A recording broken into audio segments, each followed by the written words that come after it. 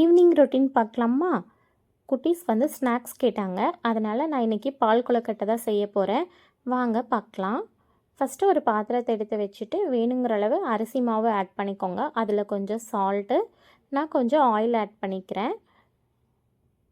அப்புறம் இதில் வேணுங்கிற அளவு தண்ணி தெளித்து நம்ம அப்படியே நல்லா ஒரு சப்பாத்தி மாவு பதத்துக்கு பிணைஞ்சு எடுத்துக்குவோம்.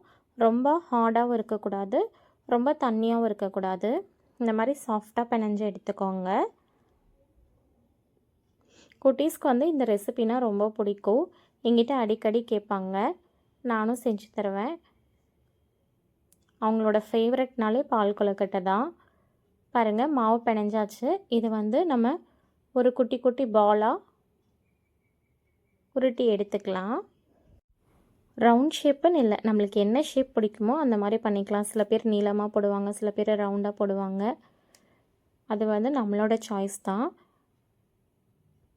பாருங்கள், இந்த மாதிரி எல்லா மாவையும் உருட்டி எடுத்துக்கலாம். குட்டீஸ் வந்துட்டு அம்மா கொடுங்க நான் ஹெல்ப் பண்ணுறேன்னு சொல்லிட்டு இருந்தாங்க. நான் அப்போ அவங்கக்கிட்ட இந்த சைஸில் போடுங்கன்னு சொல்லிகிட்ருக்கேன். மோஸ்ட்லி குட்டீஸ் வந்து இந்த மாதிரி மாவு பிணைஞ்சோம்னா வந்து வாங்கிட்டு போயிடுவாங்க. கொடுங்க நான் உருட்டி தரேன்னு சொல்லிவிட்டு. சரி, அவங்களுக்கும் அது ஒரு என்டர்டெயின்மெண்ட்டாக இருக்கும்ன்ட்டு நானும் கொடுத்துருவேன். கொஞ்சம் மாவு நான் உருட்டி வச்சுட்டு பேலன்ஸ் அவங்கக்கிட்ட கொடுத்துட்டேன். அவங்க 2 பேரும் போய் ஹாலில் உட்காந்து ஜாலியாக டிவி பார்த்துட்டு ரெடி பண்ணிகிட்ருக்காங்க. அதுக்குள்ளே நம்ம தேங்காய் பால் எடுத்துடலாம். இன்றைக்கி வந்து நான் ஒரு முழு தேங்காய் எடுத்திருக்கேன். அதை இந்த மாதிரி சின்ன சின்னதாக தோண்டி எடுத்துகிட்டு மிக்சியில் போட்டு அரைச்சி பால் எடுத்துக்கலாம். பாருங்கள், இதை வந்து நான் ஃபஸ்ட்டு ஒரு பல்ஸ் பண்ணி எடுத்துக்கிறேன்.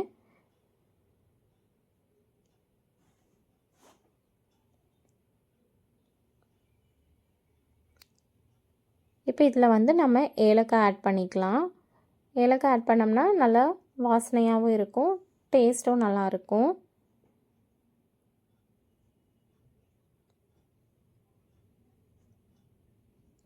இந்த மாதிரி தண்ணி ஊற்றி ஒரு 2 டைம் எடுத்துக்கலாம். ஃபஸ்ட்டு பால், செகண்ட் பால்னு சொல்லிவிட்டு நல்லா வடிகட்டி எடுத்துக்கோங்க. பாருங்கள், நான் இந்த அளவுக்கு தேங்காய் பால் எடுத்திருக்கேன். இது ரெடி பண்ணுறதுக்குள்ளேயே கொழுக்கட்டையும் ரெடி ஆயிடுச்சு. பாருங்கள் எவ்வளோ அழகாக உருட்டியிருக்காங்கன்னு. அவங்களுக்கு அதில் ஒரு ஹாப்பி. சாப்பிடும் போது நான் இந்த ஷேப் நான் பண்ணேன், அந்த ஷேப் நீ பண்ணேன்னு சொல்லிவிட்டு என்ஜாய் பண்ணுவாங்க. இப்போ நான் இதை ஸ்டீம் பண்ணிடுறேன்.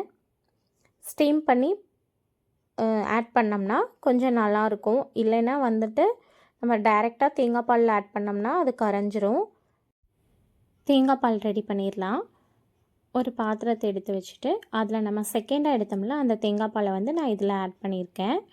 இது ஒரு 5 நிமிஷம் சிம்மில் குக் ஆகிட்டுருக்கறதுக்குள்ளே நம்ம மாவு உருண்டை பிடிச்சோம்ல அதுலேருந்து ஒரு சின்ன பீஸ் நான் எடுத்து வச்சுருப்பேன்.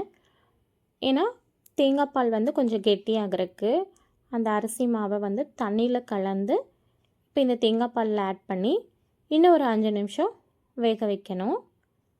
அப்போ நம்மளுக்கு வந்து ஆறுனதுக்கப்புறம் கெட்டி ஆயிரும். பாருங்கள், இதுதான் நான் சொன்னேன். வாட்டரில் இந்த மாதிரி கரைச்சி இதில் ஆட் பண்ணி கொதிக்க வச்சிடணும்.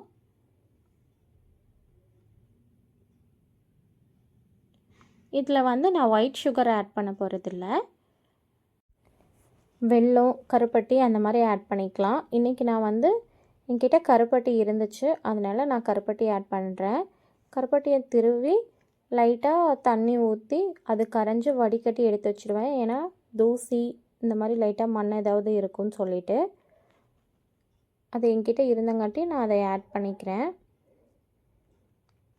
இது வந்து லைட்டாக சுக்கு ஃப்ளேவர் இருக்குது, அதனால தான் உங்களுக்கு அந்த டாட்டாக தெரியுது. பாருங்கள், ரொம்ப ஃபஸ்ட்டு ஒட்டுக்கா ஊற்றி ஸ்பீடாக வச்சிட்டிங்கன்னா கொதிக்கும்போது பிரித்துரும். அதனால் லைட்டாக ஊற்றி சிம்லேயே வச்சு மிக்ஸ் பண்ணி விடுங்க. அது நல்லா குக் ஆனதுக்கப்புறம் தான் நம்ம ஃபஸ்ட்டு எடுத்து வச்ச தேங்காய் பாலை இதில் ஆட் பண்ணணும்.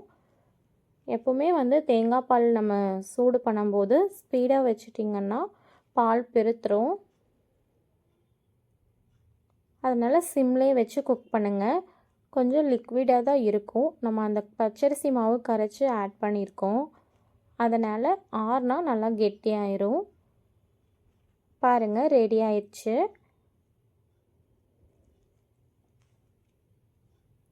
நம்ம வேக வச்சுருந்த கொழுக்கட்டையும் ரெடி ஆயிடுச்சு.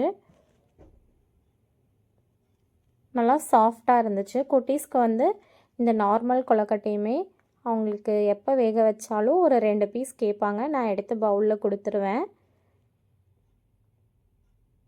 இப்போ நம்ம வந்து இது ஒரு வேறு பாத்திரத்தில் மாற்றிட்டு, ஏன்னா சூடோடு இருக்கும்போது ஒன்றோட ஒன்று ஒட்டி இருக்கும். அது லைட்டாக அப்படி எடுத்து விட்டாலே உதிர்ந்துடும். நம்ம அதுக்கப்புறம் எடுத்து இந்த தேங்காய் பாலில் ஆட் பண்ணிட வேண்டியது தான்.